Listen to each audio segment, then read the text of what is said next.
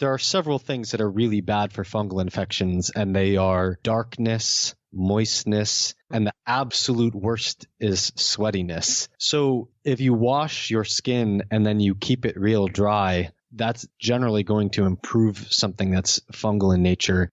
Welcome to the Less Stressed Life podcast, where our only priority is providing those aha moments to uplevel your life, health, and happiness. Your host, integrative dietitian nutritionist Krista Bigler, helps health-conscious women reduce the stress and confusion around food, fatigue, digestive, and skin issues at lessstressednutrition.com. Now, onto the show. You may not know this, but I live in farm country, and one of my favorite sights are the beautiful blue fields of flax when they flower in the summer. High amounts of daily flaxseed are also one of the most common food recommendations I make to women working through heavy periods or hormone issues, skin problems, high cholesterol, or even as a quick option to move stagnant digestion. It's not always easy getting in multiple tablespoons of flax each day unless you have a really great source of flax. My favorite is from the Pizzey family in Manitoba, who've pioneered flax sourcing in the food, beverage, and pet food industry over the last few decades. Their flax is head and shoulders above any other flax I've used and tasted in my kitchen for a few unique reasons. First, they slice the whole seed, so there is no waste and you get the nutrition from the entire plant in both their milled flaxseed and their flax milk. This gives it the freshest, fluffiest texture. Second, they remove any diseased and damaged seeds that don't fit their quality standards, so the whole batch doesn't get that rancid smell or taste like some other flax. Third, they gently heat treat each batch for food safety and to give the flax a smooth, slightly roasted flavor. And finally, they care for their soil through crop rotation to grow healthy flax for years to come. Thank you for sponsoring today's episode, Manitoba Milling Flaxseed. You can find Manitoba milled flaxseed and milk at some large retailers or get 25% off online using the code 25KRISTA at Amazon or manitobaflax.com. For the most up-to-date links and discount codes for all products mentioned on the show, you can always go to kristabigler.com/shop. Okay, today on The Less Stressed Life, we have Dr. Chris Masterjohn, who is really, if you don't know Dr. Chris Masterjohn, he is sort of like the guy for vitamins and minerals. So he earned his Nutritional Sciences degree from the University of Connecticut in summer of 2012. For a couple of years, he's served as a postdoc research associate in Comparative Biosciences department of the College of Veterinary Medicine at the University of Illinois at Urbana-Champaign. From August 2014 to 2016, he served as assistant professor of health and nutrition sciences at Brooklyn College, part of the City University of New York. And he decided to leave academia and pursue entrepreneurship in the fall of 2016. In 2017, he's been conducting independent research consulting, working on products, collaborating or information or technology products, and producing tons of free content to help people gain better health. His mission is to grapple with complex science and translate it into practical principles that each of us can use to better support our health, which I love that last line so much. Welcome, Chris.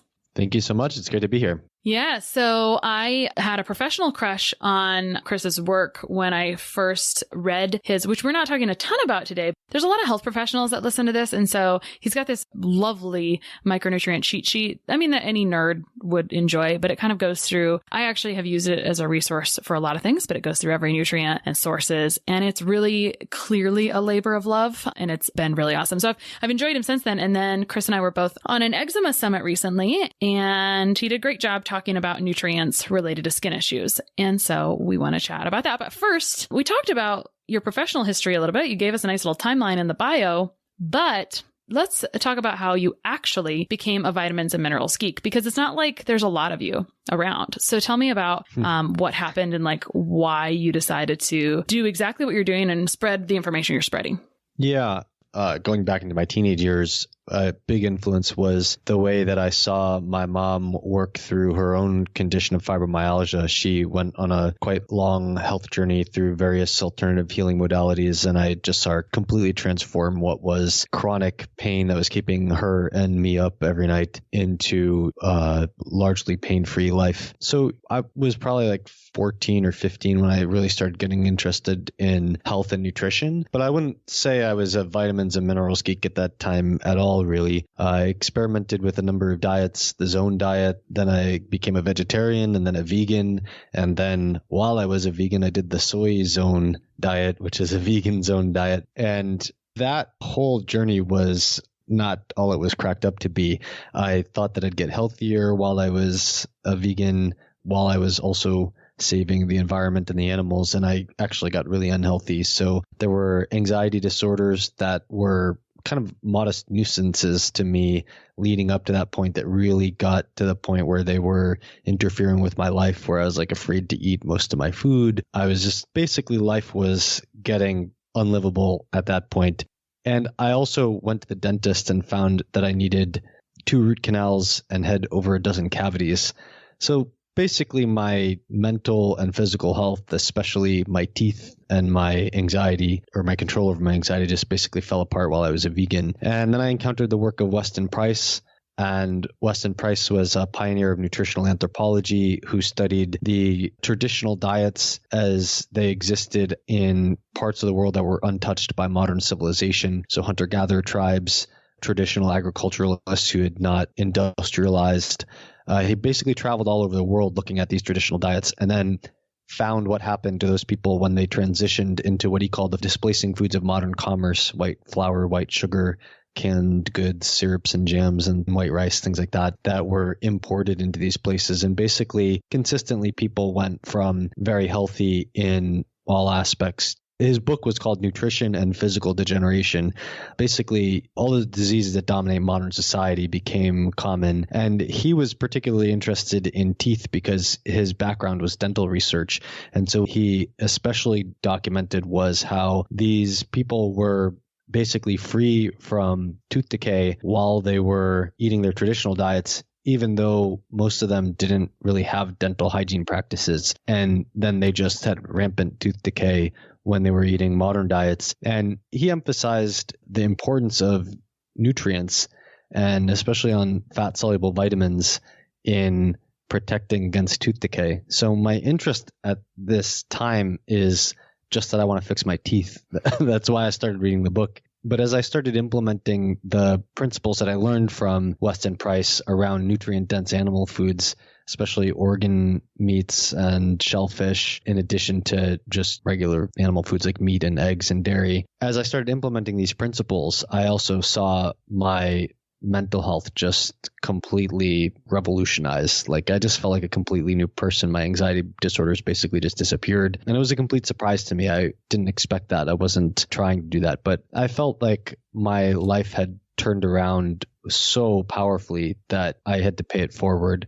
And so that was kind of like the key turning point in why I got interested in nutrition to the degree I am. And I guess in terms of like why I became a vitamins and minerals geek, you know, when I became vegan, I didn't really know much about vitamins and minerals. I just had this very vague sense that like vitamins were something that you got from vegetables, and protein was something that you got from meat, and calcium was something that you got from milk. And according to the vegan literature, we don't need as much protein as they say we do, and we don't need as much calcium as they say we do. We'll just get all our vitamins from vegetables, except B12.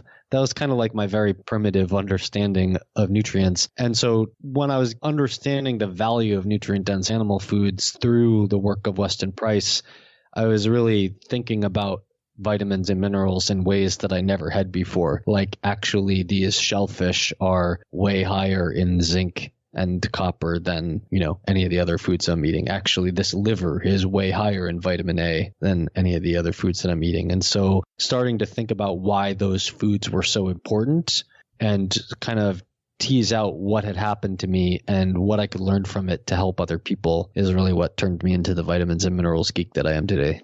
I love that you brought up Price's research, because he and his friends were the first people I thought of when you mentioned your teeth. So, and I didn't know you were going there. So that's great. There's actually an episode around the time of this airing. I don't know exactly when, but it's a dentist where we talk quite a bit, and he talks about dental stress. And I just think I actually like have a huge interest in dental stress and its relationship. I think what's going on in your mouth is a window to the inside of your body. So anyway, I just think it's cool that that's your story. I have a question. I think we could talk a lot about, it'd actually be a really fun conversation to talk about vegan to traditional diet transition. Was your digestive system challenged when you started to make those changes? Because that's not necessarily a super easy transition for someone to make, jump from vegan to traditional ancestral diet. I don't think so. I think my digestive system was challenged by being vegan. Okay. I actually had a lot of discomfort when I was a vegan, but I think that's just because I was eating plant foods that are more difficult to digest.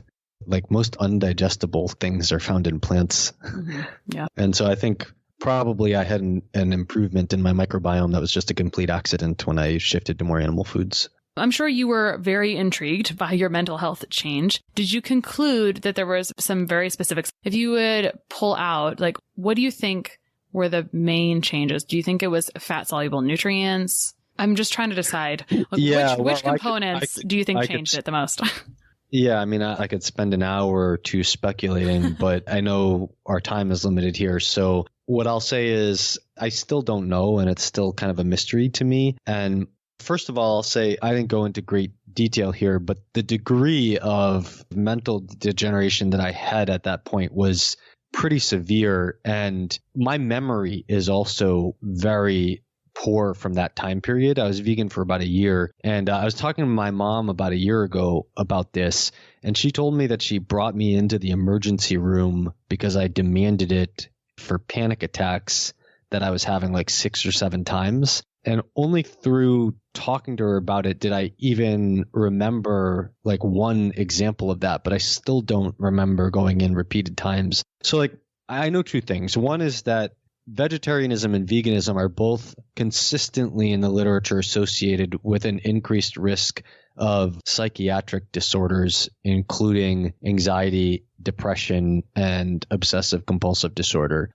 And yet, I think I'm very unique in the severity of my response to veganism. I think it's the majority of people do not develop mental disorders as a result of being vegetarian or vegan who choose to do that. Although the little data that we have is that around 80% of people who go vegetarian or vegan go back. So vegetarians and vegans are also very self-selected. The people that are likely to do well with it are the people who stay on it long term. So who knows if you stop those 80% from going back to eating meat, who knows what would happen to their mental health. But I think it's very clear that very few people, as a result of going vegan, have the degree of mental harm that I suffered. So I think that I probably have a genetic defect in synthesizing something that is found in animal foods and is very rich in organ meats, but is not found in plant foods and is not in any of the vitamin supplements that I was taking while I was vegan, and that I just wasn't eating it when I was vegan, and then all of a sudden I was eating lots of it when I was eating a Weston Price-inspired diet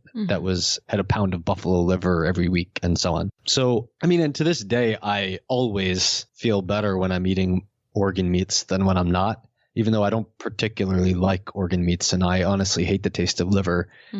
I might go like every once in a while, I might go like 6 months or a year without eating liver because I just really don't like it. And nothing really bad happens to me, but I just clearly overwhelmingly feel better when I'm eating liver regularly. So I don't know what it is. I do know that my cholesterol has always run low, and my cholesterol was extremely low when I was vegan. And I do seem to, other experiences suggested to me that things that lower my cholesterol also cause neurological problems for me. So that's one possibility, but I haven't identified any genetic reason for my low cholesterol, but that would offer a pretty simple explanation because I actually have data on that, and there is 0 cholesterol in vegan diets, and there is 0 cholesterol in any vitamin supplements. So right. it actually fits perfectly, but I'm not ready to single that out. I think it could be other things like lipoic acid or coenzyme A or something like that too. Yeah. For everyone who's listening, cholesterol is an animal-based piece. So when peanut butter says cholesterol free, that's a joke because there's no cholesterol in plants. Oh, that's like low carb eggs. But to be fair, I've also seen cholesterol free water. Oh my gosh, give me a break. Anyway, but cholesterol is like a backbone to hormone synthesis, essentially, or like, there's a lot of pieces there. And there's people who make a living talking about the importance of fat in the brain. So anyway, that's a fun conversation to go down maybe another day. Let's talk about, you had a few times where you had some skin manifestations pop up. Tell us a little bit about that, because I know you're a self-guinea pig a little bit. You've learned a lot through that experience from what I gather. And so I believe each time you said, hey, I figured out that I relieved my skin rash from this thing. Will you tell us a little bit about those experiences? Yeah. So I have a recurring problem with what I call eczema. And generally alternates at this point between 0 and 1 on a scale of 0 to 10, I guess. And it, occasionally flares up. But when it started, it just voraciously took over my body, like from the tips of my fingers to my shoulders on both arms, down the left side of my torso, and down the tops of both my thighs. I tried all kinds of things. It took me a year to arrive at something that worked. And what ultimately worked was a probiotic called Primal Defense. It's made by Garden of Life. The current formula, it was reformulated after I used it. And now I believe Primal Defense Ultra is the original formulation that I had used. And the difference between Primal Defense Ultra and the regular Primal Defense is the Ultra contains Saccharomyces boulardii, which is a yeast, and the regular formula does not. It only contains soil bacteria. But anyway, within a couple weeks, it was 80% gone, and within a couple of months, it was completely gone. But then for a while, it would come back as little patches of dry, itchy skin on my wrist every once in a while. And then at some point, it shifted to coming back. Now it never comes back on my wrist. If it comes back now, it comes back on my fingers.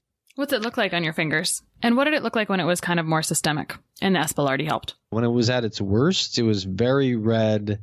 And it would pus too. Like when I would work out, it would especially. If you want more detail, you'll have to ask more specific questions about what it looked like. No, that's fine. I was wondering if it was red and kind of angry, sort of systemically, kind of dots all over. It was more dry, patchy, red, angry, or not red. Sounds like it would be red. It was red and angry. It was more patchy, less dotty.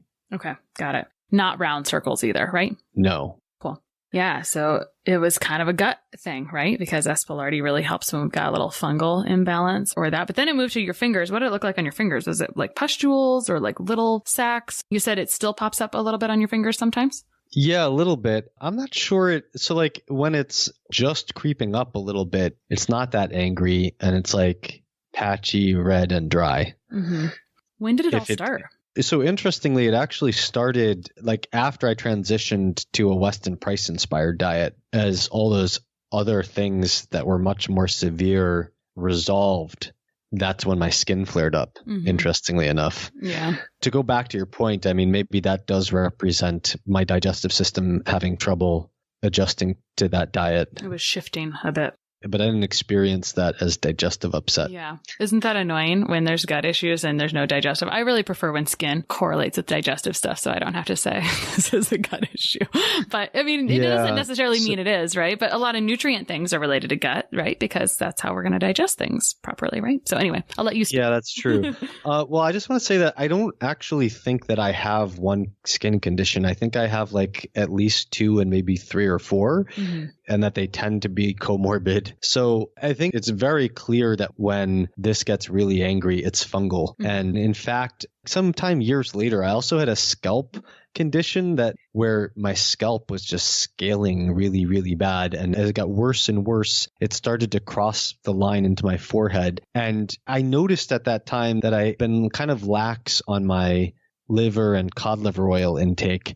And my theory was that I was running deficient in vitamin A. So I just started getting 100,000 IU of vitamin A per day for a few weeks and then like leveled it off to 30,000 IU for a few months. And the condition almost completely disappeared in response to that. But so like 2 years ago, I developed what was probably for the first time in that entire history. Like the first event was probably 15 years ago almost, or maybe 13 or 14 years ago.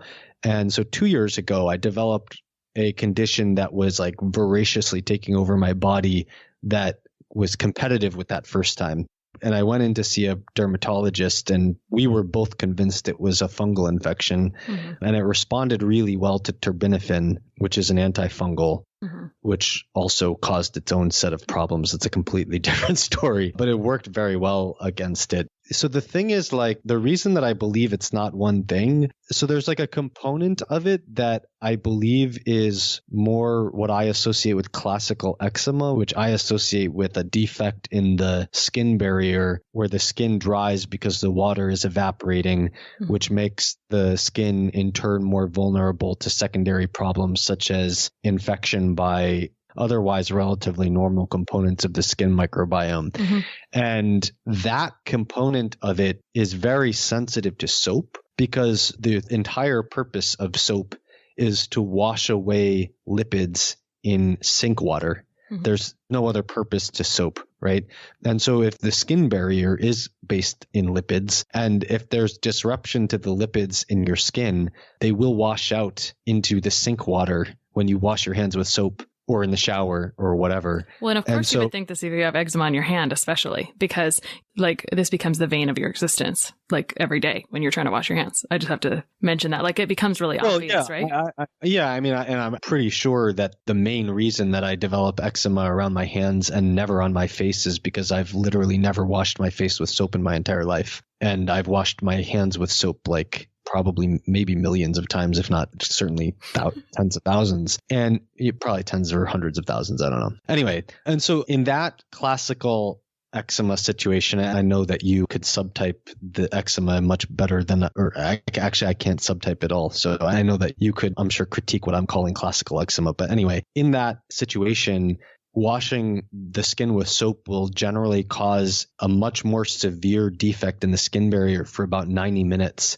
And in that 90-minute window, you're extremely vulnerable to bacteria seeping in, especially Staphylococcus aureus. Those bacteria on the surface of the skin are not harmful, but when they pass the skin barrier, that's when they really cause harm. And so then they drive inflammation, and then that sort of aggravates everything. And so when my skin is like that, the best response is to avoid unnecessary use of soap and then use something like shea butter that is lipid-based to kind of coat the area that I washed with soap when I needed to. And I find that to be very effective. By contrast, a fungal infection generally will respond very well to soap if you dry the skin off after, right? So great point, because shoulders and above, there is a fungus that overgrows, typically called malassezia. And so actually we think most of the time dandruffy type stuff or scaliness on a scalp is usually fungal. But like Mayo Clinic has used high doses of vitamin A to correct different skin stuff. So it helps repair. Like we're not really sure. I mean, no. Wait a second. Vitamin A deficiency causes fungal infections. Oh, well, there we go. We should get into that. Like, this is fun. Sorry, I interrupted you. I'll let you finish what you were saying, though. Oh, that's okay. So in the case of a fungal infection, there are several things that are really bad for fungal infections, and they are darkness, moistness, and the absolute worst is sweatiness. Mm-hmm. So if you wash your skin and then you keep it real dry, that's generally going to improve something that's fungal in nature, whereas that might be devastating to eczema that's driven just by a defect in the skin barrier. I just want to say, like, women, if they have scalp issues and they would wash their hair and then go to bed with it wet, it will drive it crazy. Like, it needs to be dried. Yeah, that's why I emphasize that. Yeah, I love that. Like, the worst thing is for it to be moist.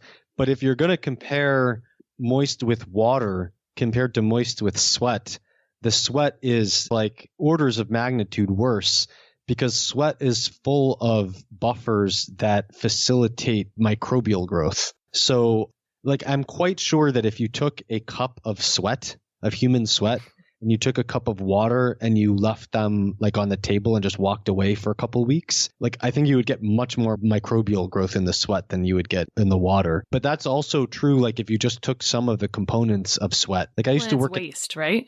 Not just waste, but minerals. Mm-hmm. I used to work in a laboratory, and we had solutions of things just like phosphate buffers for our machines. And we had to like change them regularly because just visible microbial growth would start growing in the thing if you left it there for a week, whereas that would not happen with water. And it's because like phosphate buffers, for example, they facilitate microbial growth much better. So anyway, the thing that I know was fungal in origin that responded very well to antifungals was it started on the backs of my knees. And I was doing CrossFit and Olympic lifting classes at the time. And on the backs of my knees, it was very much driven by the fact that I was sweating in the backs of my knees doing squats and things like that. And when it was at first, it was just like a little bit of itchiness. And, it was controllable. Like if you work out, you sweat, and then you take a shower soon after and you dry off and you're like using performance underwear and stuff like that, like things are generally not going to get that bad. But if you have a fungal infection that is getting pretty bad, like it got to the point where even just like seconds of sweat would make it worse. And so, I got to the point where I couldn't work out anymore at that point. But it's like confusing because my eczema was also acting up in my fingers, and that also became a point of fungal growth. So I think it's just that I just think it's actually multiple problems that are comorbid, because if you have a tendency to fungal overgrowth and you also have a defect in the skin barrier, well, what's easier to infect, like healthy skin or a defective skin barrier, right? So I think it's just like, if you just have eczema, it probably is infected by whatever's in your skin. But if you also have a fungal infection that's overgrowing, it will probably get infected by that too. And at some point, you're not going to be able to tell the difference between them because they're like facilitating each other. But what's interesting to me is you mentioned the Mayo Clinic using vitamin A. I didn't know that, but I only know that because I know a kid. I know a kid who was on hyperdoses of vitamin A for skin issues. Well, I actually couldn't clear this without vitamin A. So the dermatologist gave me terbinafine, which is Lamisil, and the dose was too low, but she wouldn't give me a higher dose. Like I looked up the time that it takes to clear this stuff from the blood, and it corresponded perfectly with the noticeable effect in the skin. Like I would take it, and then after a little while, my skin would get dramatically better. And then right along the time course of when it should peak in my blood and when it should start getting cleared, my skin would get voraciously worse. And I just felt like what I was the time period? Do you remember? It's about a half a day. So I spent half the day with my skin getting better and half the day with my skin getting worse. It was getting a tiny bit better each day, but I basically felt like I was spending half the day I couldn't wait to take the terbinafine the next day. But the real problem was that there were little things that could ruin my progress on it. So like I started trying out different vitamin supplements and stuff like that. And some of the B vitamins made it dramatically worse. And people were talking about potato starch being good for the microbiome. So I was like, let me try some potato starch. And I didn't. It made it dramatically worse. That makes sense when there's a fungal imbalance, when you take a prebiotic too soon. So I just want to mention that as well. So wait a second. I want to finish this out with the vitamin A thing. So because of that, I just completely stopped taking any nutrient supplements. I was just scared to death that I was going to take something worse. Totally. And because of being paranoid about that, I think I, caused some other problems long term. I actually got a different doctor to extend the dose from 2 weeks to 6 weeks because the dermatologist wouldn't. And after that, that did was get it to a point that was like manageable instead of like voraciously trying to take over my body. It was just kind of sitting there. I was not able to get rid of it until I basically implemented 3 things. One was I started supplementing with vitamin A, 10,000 IU a day. A second was I started drinking a half a shot of vodka a day on the theory that this would increase the activation of vitamin A for reasons that I won't explain unless you want me to. I think you're going to have to explain it. And well, okay, so ethanol, the alcohol that you get drunk from, and vitamin A share many of the same enzymes in their metabolism. And if you drink alcohol, your body makes more of that enzyme to try to clear the alcohol. And in doing so, that enzyme also happens to activate vitamin A. So like you can actually... gutsy mood there, Chris. What's that? It was a gutsy move. I'm going to try. How much? Well, it was a half a drink a day. Oh, yeah. I clearly, like through experimentation, I found that 1 drink a day, I started to lose the benefit. And if I would have 3 or 4 drinks, it would completely destroy any progress that I had. So it was very much a low dose, like sub. It's therapeutic. You can call vodka therapeutic. No one goes out for drinks and has half a shot. And it's like, that was fun, Yeah. So it was medical dose vodka. So anyway, so there was that. And then I started going tanning. And so phototherapy, I think, is 70% of eczema responds very well to phototherapy. Yeah. But also, fungi generally are destroyed by ultraviolet light. So it was really those 3 things that kind of rounded out everything. I love that you talked about the external. You keep saying something that I want to emphasize is that eczema typically isn't one thing. There might be like a priority piece, but there's usually a few things. And the annoying part is that there's an internal and external part. So traditionally we think of eczema in a traditional sense, as you were saying, as kind of being this staph aureus overgrowth on the skin, or we see that as a key component in a lot of eczema. But sometimes it's something else on the inside. Like some people have skin manifestations for fatty acid deficiencies, right? And Chris is over here like really dialing into fungus in a way that's a little different than some people. I mean, I'm a big fan of antifungals for sure, but he's dialing into it. And no one has ever said I had an ounce of vodka to help clear a fungal infection. So this is kind of fun. So, and I think we also need to talk about dosages of vitamin A, because if someone didn't know, you did mention taking 100,000 IUs of vitamin A, which is a buttload. That is a lot of vitamin A. I mean, 10,000 IUs, to my knowledge, when the Mayo Clinic is supplementing in the thousands of vitamin A, they are checking liver enzymes for just in the thousands, and you're over here at 10,000. That's completely paranoid and doesn't make any sense. Mm-hmm. So I won't say that. Well, I should back off that. It doesn't not make any sense. I just want to mention that like it would be a lot of vitamin A, right? Like so if someone's like, oh, I'm going to go take some vitamin A, what you were taking was a lot. How did you arrive at 100,000 units for a week, and then did you arrive at 10,000? Wait, are you talking about my recent time or my time many years ago where I was using 100,000? You said I think it was your scalp, so it was probably a long time ago. Oh yeah, okay. That was very high dose. So 100,000 IU of vitamin A is very high dose. Yeah.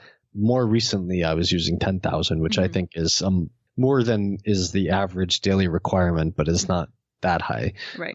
Yeah, I think it is wise to be checking safety measures on someone who's taking 100,000 IU of vitamin A per day. I think it's a little paranoid if it's short-term use of 10,000 IU vitamin A per day. Can we talk about vitamin A like largely in terms of skin? Like, can we get into nutrients for skin? So can we talk about vitamin A a little bit? Yeah, we can. I want to go back to something that you said though about fatty acids, and I want to make a point here. So this might be less heterogeneous than people are thinking. Because yes, there are people who have deficiencies of synthesizing essential fatty acids that result in eczema. So the eczema from essential fatty acid deficiency results from a deficiency of prostaglandin E2, which is needed to regulate the expression of the genes that code for tight junctions and gap junctions that make up the skin barrier. Mm-hmm. So I think that if you looked at this from the perspective of what proportion of eczema is driven by a defective skin barrier, then I think it's going to come out looking less heterogeneous, and it will probably mostly be driven by deficient prostaglandin E2.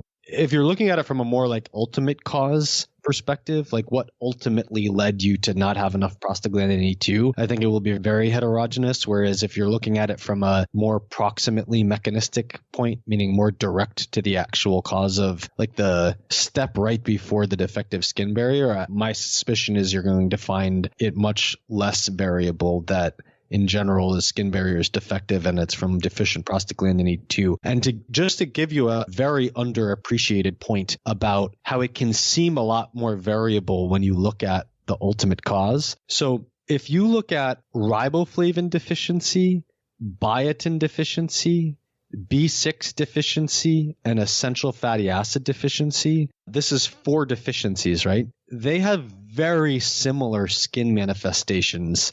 They're not exactly the same, but you can tease out a huge component of them that is remarkably similar.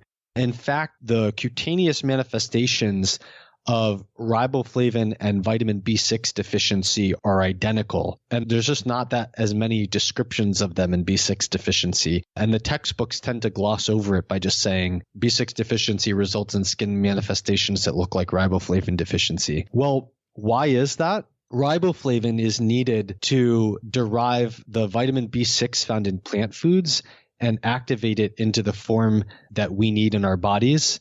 And vitamin B6 and biotin are both needed to convert the linoleic acid, omega-6 fatty acid found in plant oils, into the arachidonic acid, which is most abundant in liver and egg yolks, that we need in our bodies. And the arachidonic acid is the precursor to the prostaglandin E2 that makes the tight junctions and gap junctions that make the skin barrier. And so I think actually there's an overwhelming component of all 4 deficiencies that are the exact same thing, that are the basic defect in that eczema that is characterized by a defective skin barrier and Staphylococcus aureus infection. And it's been documented in at least riboflavin, B6, and biotin deficiencies that if you culture the lesion, it's infected with candida. Mm-hmm. So fungal overgrowth in the lesions is also a characteristic shared across these. And typically the fungal and bacterial overgrowth will create some issues with just B complex absorption, typically. Like those two things go together very commonly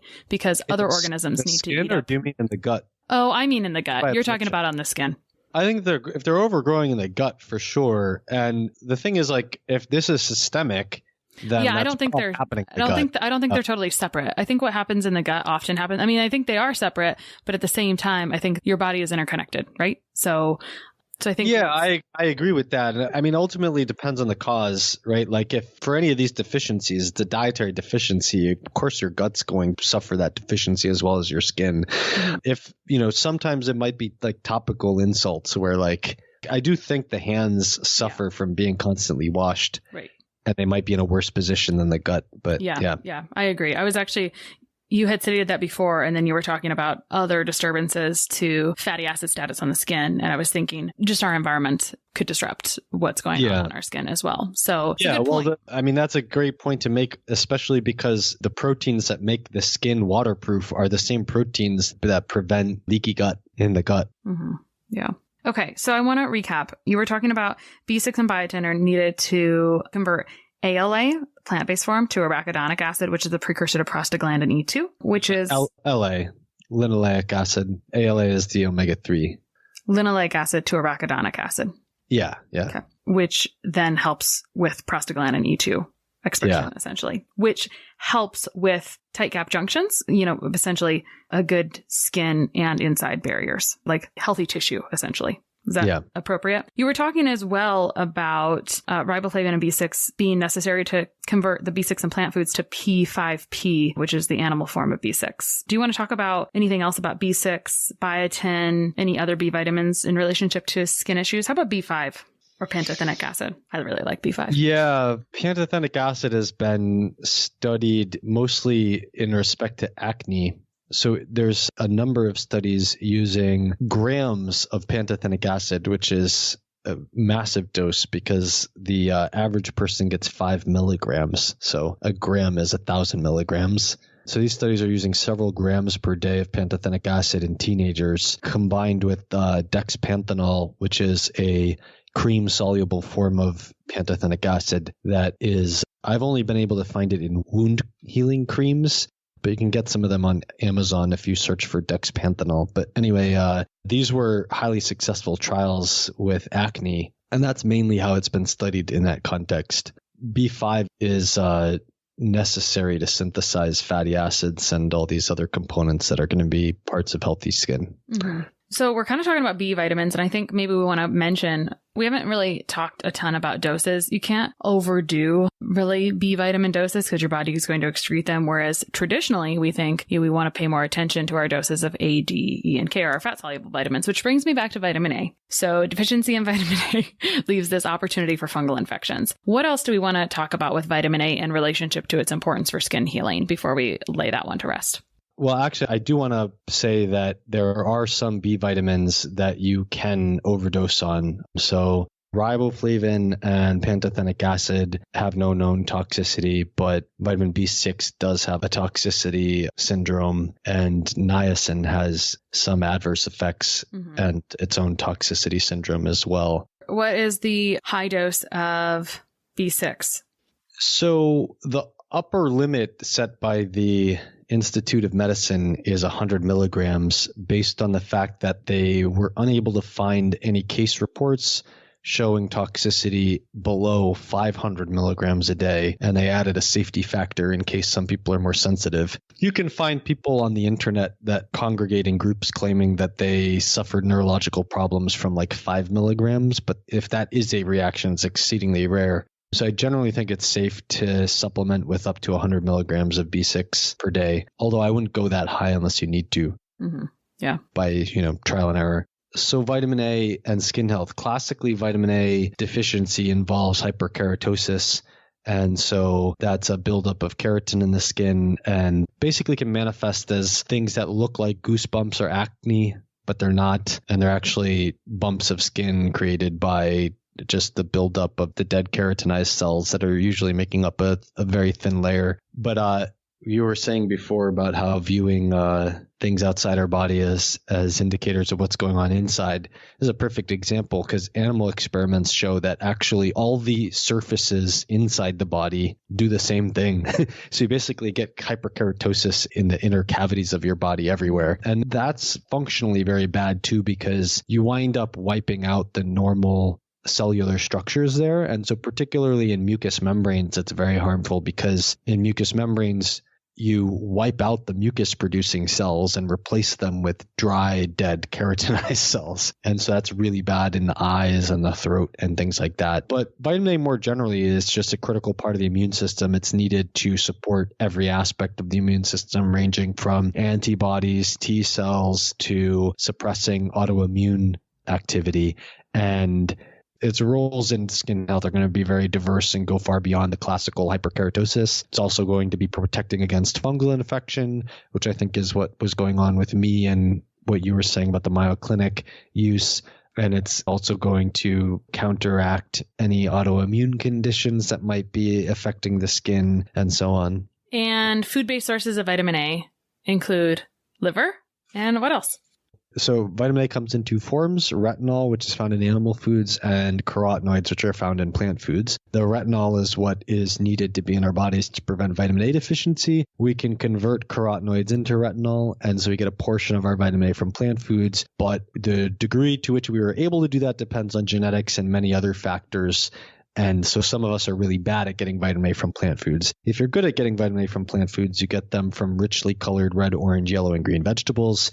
But I like to view getting retinol from animal foods as insurance policy, because unless you're doing a lot of testing, you really have no idea whether you're a good converter or a bad converter. And so it's just better to hedge your bets on you might not be a great converter. You should get your basic minimal requirement as retinol from animal foods. And so liver and cod liver oil are best sources. Egg yolks and butter fat are also decent sources. Traditionally, it looked like meat wasn't that great of a source, meat besides liver, although there's some data coming in that we may have underestimated the retinol contents of regular meat. So probably all animal products provide some vitamin A, but egg yolks and butter fat are the main non-liver sources, and then liver and cod liver oil, which just happens to be an extract of a particular liver of a fish, is really the number one source. Mm-hmm. Thank you for mentioning the difference between plant-based and animal-based, because I think that's an important distinction that sometimes that doesn't get spoke to as much. And actually, I'm over here going through my mental filing cabinet, thinking about my extreme fungal cases, like those that are exposed to mold. And I'm going to go back and look at all their vitamin A. Yeah. Because actually in my brain, I'm like, oh yeah, I can remember that person having really low vitamin A and that person having really low vitamin A. It's just fun. I love looking at nutrient patterns anyway. And I was thinking about different reasons vitamin A was low, but it'll be fun to go back and be like, oh, yep, consistent in XYZ case. So, all right. Any other vitamins that you want to talk about related to skin? We've talked about B's and A. Anything else? Yeah. So zinc is particularly important to skin health. The earliest cases of zinc deficiency, or the most sensitive indicator of marginal zinc deficiency, tends to be patches of dry skin. And as zinc deficiency gets worse, those generally can turn into ugly pustules in some people or acne in others. And you could make a pretty good case that acne, as it generally appears in the population, would respond well in many cases to improvements in zinc status. Which is very commonly low, at least in the people I speak to. I see it be depressed in a lot of gut health cases. So I'll just mention that as well. Yeah, I think inadequate zinc is very common. And then there's a couple other minerals that cause skin problems. So manganese deficiency causes a particular form of dermatitis that looks like tiny bubbles on the skin from blocked sweat glands. I suspect that level of manganese deficiency is not very common. And actually, it's in response to manganese deficiency that's only been observed in where they experimentally depleted people of manganese. And then what's that called? It's called miliaria crystallina. And that's a broader condition that isn't exclusively tied to manganese deficiency. But when they experimentally deplete people of manganese, it happens. So it can, but is not necessarily be a result of manganese deficiency. And then depending on the nature of the skin problem, I think sometimes skin problems can be driven by sulfites. In some people, sulfite causes allergy-like reactions that are probably a result of histamine release, but they're not in response to a specific antigen. So that can lead to just classic allergy symptoms like dermatitis, hives, flushing, and things like that. And those things are chronic and they seem allergy-like, but it seems like you have them all the time instead of in response to specific foods. Then it could be driven by something increasing just systemic histamine, as an example. And sulfite could be one of those things. Molybdenum is a mineral that's necessary to clear sulfite. I think more people are familiar with sulfite as a food additive, and a lot of, wine, generally people who know about sulfites are looking for sulfite-free wine. It's also added to a lot of other processed foods. There's high amounts in dried fruit, for example, but also a lot of cosmetics and medical products have sulfite additives. But sulfite's also generated inside our bodies during normal metabolism of protein. And so you might not be consuming sulfites as food additives, and you might still have a sulfite problem. And then, of course, if histamine levels are systemically elevated, that's kind of opens up a whole can of worms of other nutrients that could be involved in histamine metabolism, especially vitamins. I want to ask you about molybdenum because I want to talk about dosage when playing with this and testing. Some people just recommend, hey, if I feel like I have issues with wine in general, then you can just trial some molybdenum, right? But let's talk about that a little bit more. Is there someone that offers molybdenum testing? Yeah. There's a company, HDRI, that offers serum or whole blood molybdenum. This company is a little frustrating to work with because they tend to not have very good customer service. And because they're a small lab, unlike the big ones like LabCorp and Quest, they tend to get back to you after quite a while of waiting. But they do offer tests for molybdenum. And then there's some other testing that I have in the cheat sheet where you can indirectly look at molybdenum status. But to be honest, I'm not too worried about testing in most cases because there is not really any demonstrated harm to supplementing with modestly high doses of molybdenum. And so if someone's going to take 150 micrograms or even 500 micrograms a day of molybdenum for a couple weeks and see if their issue responds to it, I don't think that's dangerous. And, you can get results faster that way doing that. Another thing is to just look at your diet.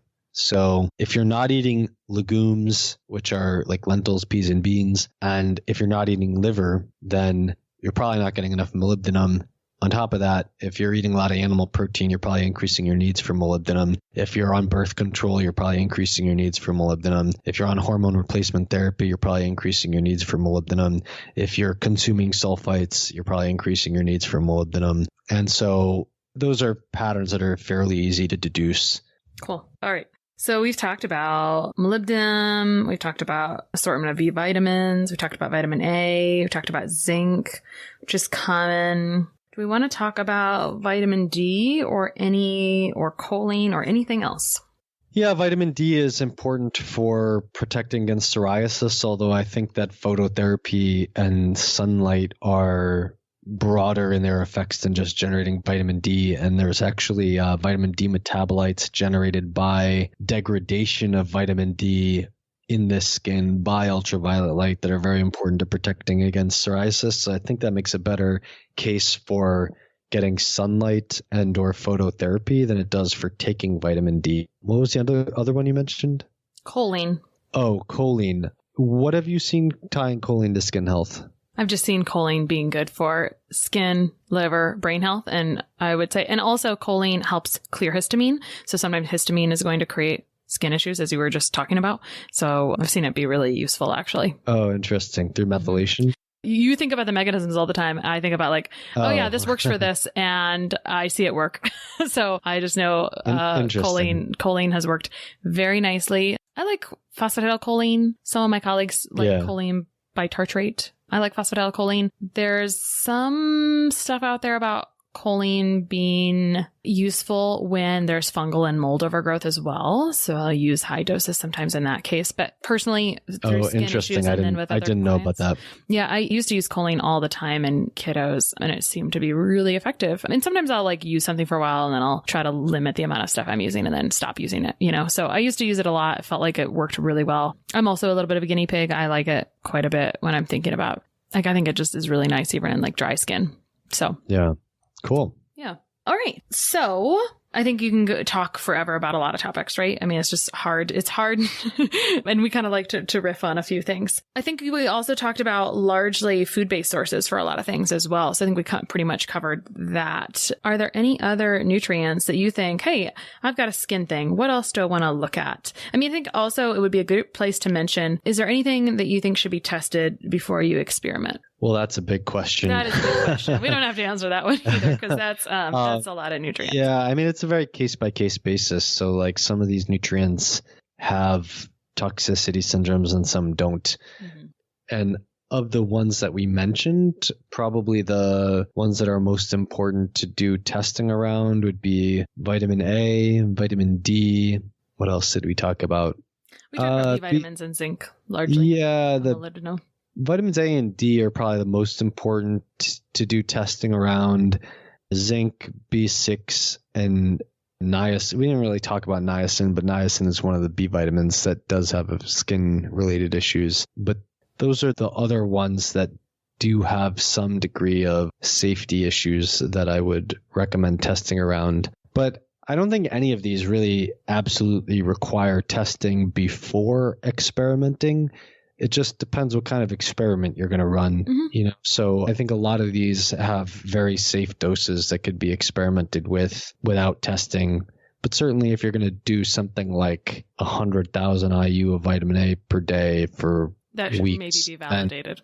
Yeah, that's something you want to do testing around because the dose is so high. Yeah, very high. And I will say I'm a fan of testing, but like you said, sometimes it's not always necessary and it doesn't hurt to experiment with something first. So it kind of depends on how severe the case is, what you're looking for specifically. If you've already tried things and you're not having success, then it's maybe a good time to get some data to help guide future decisions as well. Yeah, I think testing comes into play as most important when either the result of the test is going to make the difference between an action that you would carry out that is just either the action may or may not be safe depending on the result of the test, or you might take an action in two completely different directions depending on the test. And then the other place where testing is really valuable is if you're doing some kind of screening test and you're testing things that you don't necessarily have a hypothesis around, you might uncover information that was outside the box that you were thinking within.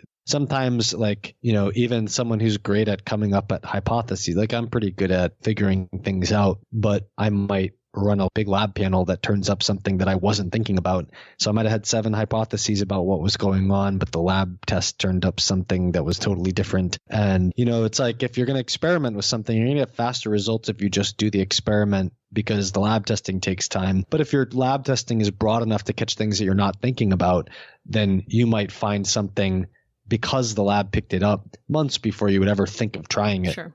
So, yeah. There's a case for both, and combining both is a great plan. So, Chris, you've got a book coming out, and tell us about it. Yeah, it's called Vitamins and Minerals 101, How to Get the Nutrients You Need on Any Diet. And this book is basically, I would describe it as light, fun, and entertaining, but also very practical, very educational, and potentially transformational. So it really is like this book is for people who are curious enough about nutrition to want to learn and understand what vitamin A is, what vitamin D is, what zinc is, things like that.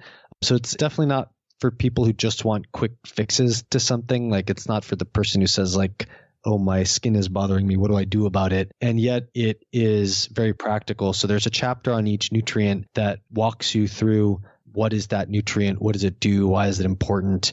How much do you need? How do you get what you need from food? And when should you think about supplementing? When might you think about whether you have too much or how to know whether you don't have enough and things like that?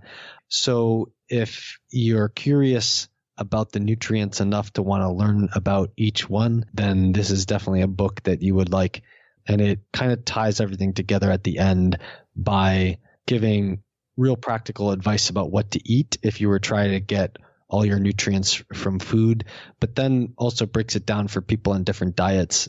You know, I talked earlier about my bad experience with veganism. This book doesn't take a position on veganism or paleo or keto or whatever, but it does bring those up as a matter of saying, what are the nutrients that you might have to think a bit more about if you're on a vegan diet, or if you're on a carnivore diet, or if you're on a keto diet, or you're on a paleo diet, and how would you design the diet differently to meet all your nutritional needs if you're doing any of those? And that's why the subtitle is How to Get All the Nutrients You Need on Any Diet. Yeah, I love that you added that subtitle. I think it's like a real problem solver, and it now becomes applicable to many people. It's like, oh, that's a good point, because there are many types of eating that they may be a little insufficient in one thing. And obviously you've clearly thought through that. Chris, where can people find you online, and where can people pre-order the book or order the book? Yeah, you can find me at chrismasterjohnphd.com. And if you just click on book from the menu, you can pre-order or order the book.